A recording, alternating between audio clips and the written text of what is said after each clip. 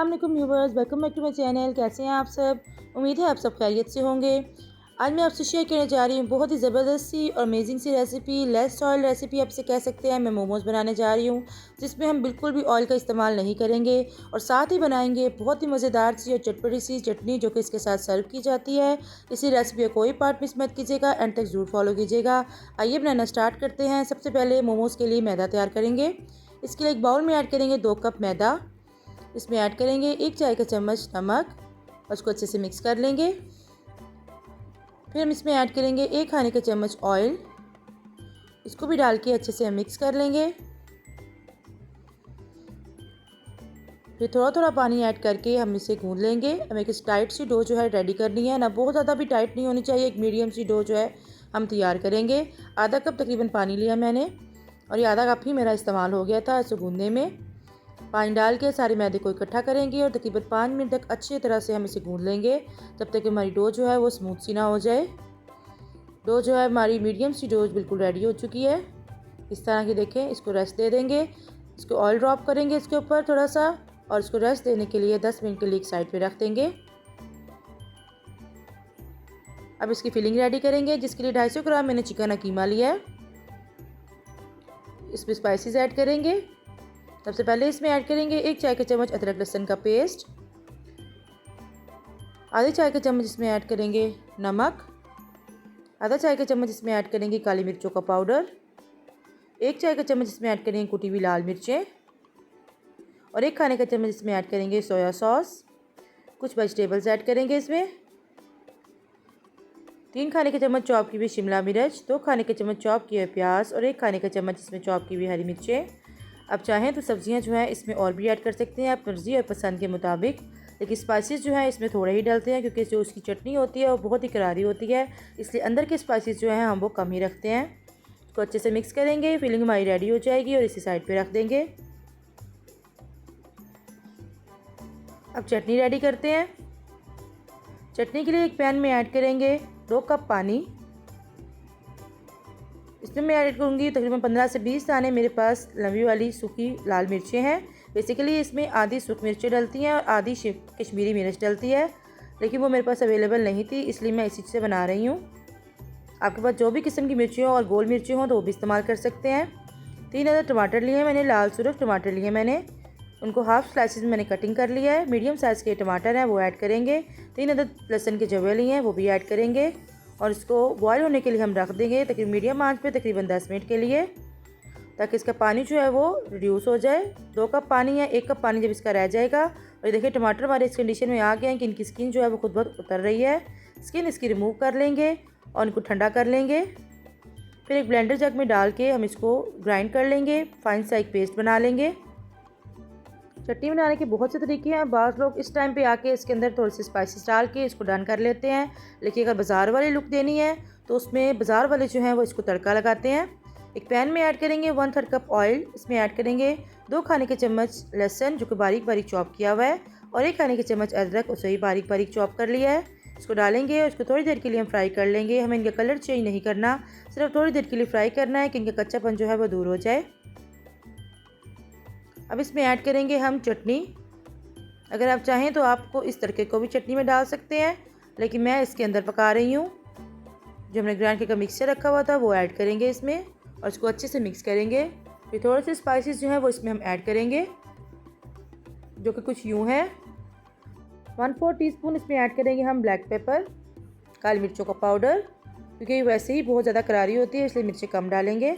आधा चाय का चम्मच नमक डालेंगे इसमें। आधा चाय का चम्मच इसमें हम डालेंगे चीनी, पिसी हुई चीनी है ये, इसके बैलेंस करने के लिए इसको। और आधा चाय का चम्मच इसमें ऐड करेंगे चिकन पाउडर। ये बाज़ार वाले टेस्ट के लिए उन्होंने डाला होता है, तो ये बहुत मज़े का लगता है। अगर ये आपके पास ना हो तो आप इसको स्किप भी कर सकते हैं। इसमें ऐड करेंगे 1 खाने का चम्मच नींबू का रस, या फिर आप सिरका भी डाल सकते हैं। ये आपकी चटनी को लंबे अरसे के लिए प्रिजर्व करने के लिए बहुत बेहतर है। अब इसको लो फ्लेम पर 1 मिनट के हम इसी तरह से पका लेंगे ताकि इसका ऑयल भी सेपरेट हो जाए और चटनी हमारी अच्छे से पक जाए, इसका फ्लेवर जो है अच्छे से निकल आए। चटनी हमारी बिल्कुल रेडी हो चुकी है। इसको उतार लेंगे और बाउल में ट्रांसफ़र कर लेंगे।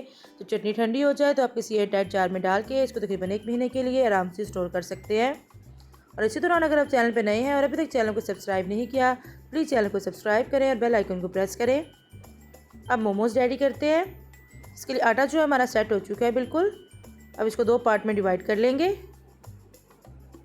और इसकी बॉल्स बना लेंगे।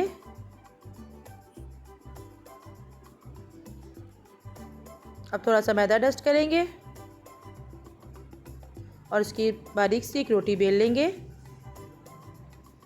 बहुत ही मज़े की और बहुत ही ज़बरदस्त ये बनकर तैयार होते हैं। और सबसे मेन बात यह है कि इसके अंदर हमें ऑयल का इस्तेमाल नहीं करना।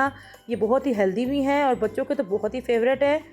ये ख़ास तौर पे मैंने अपने भतीजे के लिए बनाए थे जिसने मुझसे फरमाइश की थी कि मोमोज़ बनाएं, क्योंकि बच्चों को ये चीज़ें जो हैं बहुत पसंद होती हैं। एक बारीक सी रोटी मैंने बेल ली है। अब एक ग्लास ले लें या फिर आप पैटी कटर ले लें, उसके ज़रिए आप इसको कटिंग कर लें। सर्कल्स हमें कटिंग करने हैं। आप छोटे साइज़ के बनाना चाहें तो आप छोटे बनाएं, या आपकी मर्ज़ी और पसंद के मुताबिक है जिस साइज़ के आप मोमोज़ जो है वो बनाना चाहें आप इसको सर्कल्स में कटिंग कर लें। इस तरह से हमारे सारे मोमोज़ जो है वो एक ही शेप में कटिंग होंगे तो एक ही शेप में तैयार होंगे। जो एक्स्ट्रा पार्ट है उसको इस तरह से उठा लेंगे और बाद में इसको इकट्ठा करके इसके भी मोमोज़ हम कटिंग कर लेंगे। अब एक प्लेट लिया मैंने, इसके ऊपर मैदा डस्ट कर दिया है। इसके ऊपर अपने सर्कल्स जो हैं वो इस तरह से रखेंगे ताकि ये एक दूसरे चिपके ना और मेरे रोल करने में भी आसानी हो। सबको रख लेंगे और एक कपड़े से इसको ढाँप के रख देंगे ताकि इसके ऊपर भी जिल्द जो है वो खुश्क ना हो। अब एक लेंगे, बाकी को साइड पे रखेंगे और इसको रोल कर लेंगे। थोड़ा सा और मज़ीद इसको बारीक कर लेंगे क्योंकि इस टाइम पे अगर हमारी पट्टी जो है वो पतली होगी तो हमारे मोमोज़ जो है बहुत ज़बरदस्त बनेंगे, बारीक बनेंगे, वरना आटा जो है वो मोटा मोटा सा कच्चा रह जाएगा। अब फिलिंग जो हमने बना के रखी हुई है, सिर्फ 1 टीस्पून फिलिंग जो है मैं इसमें ऐड कर रही हूँ। इसके सेंटर में फिलिंग रखेंगे और अब इसको बंद करेंगे। जो सबसे आसान तरीका है वो मैं आपको बता रही हूँ। अगर आपको कोई और आता हो तो आप वो भी बना सकते हैं। इस तरह से जिस तरह हम कचौरी को प्लेट्स डालते हैं, कचौरी बनाते हैं, प्लेट्स डालते हैं, इस तरह से इसके अंदर प्लेट्स डालते जाएंगे और ये खुद ब खुद क्लोज़ होती जाएगी। इस तरह से सारी क्लोज़ करेंगे। जो एंड का जो पार्ट होगा उसके एंड के सिरे को इस तरह से हम फोल्ड करेंगे। इस तरह से फोल्ड करते हुए जो बिल्कुल एंड पे कॉर्नर बचेगा उसको अंदर की तरफ प्रेस कर देंगे ताकि ये खुले ना। ये देखिए बहुत ज़बरदस्त सी और इजी सी शेप है ये बनाने में। इस तरह से एक और तैयार कर लेंगे ताकि आपको समझाने में आसानी हो। इस तरह से सारी प्लेट्स डालते जाएंगे बहुत ही इजी वे में। सिर्फ प्रैक्टिस की बात है। आप एक बना लेंगे तो बाकी आप बहुत ही इजी वे में बना लेंगे।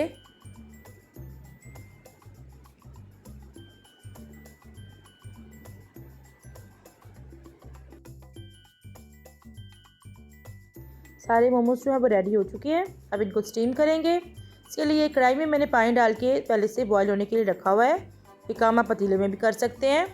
अब इसके अंदर मैं एक स्टीमर रैक रखूँगी। अगर स्टीमर रैक आपके पास ना हो तो आप नीचे कोई भी घर में मौजूद स्टैंड रख के ऊपर कोई जाली रख के आप इसको स्टीम कर सकते हैं। इसके ऊपर मोमोज़ रखेंगे, थोड़े से फासले पर रखेंगे क्योंकि स्टीम होने के बाद ये फूल जाएंगे और साइज़ में बड़े हो जाएंगे, इसलिए थोड़े से फासले पे हम रखेंगे जितने एक बार में इजीली आ सके। तो कवर करेंगे और इसको मीडियम टू लो फ्लेम पर हम इसको पकने के लिए छोड़ देंगे तकरीबन 10 मिनट के लिए। इतने हमारे मोमोज़ जो हैं ज़बरदस्त से तैयार हो जाएंगे। 10 मिनट हो चुके हैं और इनकी निशानी ये है तैयार होने की कि ये ट्रांसपेरेंट हो जाते हैं। ये देखिए बिल्कुल ट्रांसपेरेंट हो गया है, कलर जो है वो चेंज हो गया है। इसका मतलब कि हमारे मोमोज़ जो हैं बिल्कुल परफेक्टली डन है, ये अंदर से पक चुके होंगे।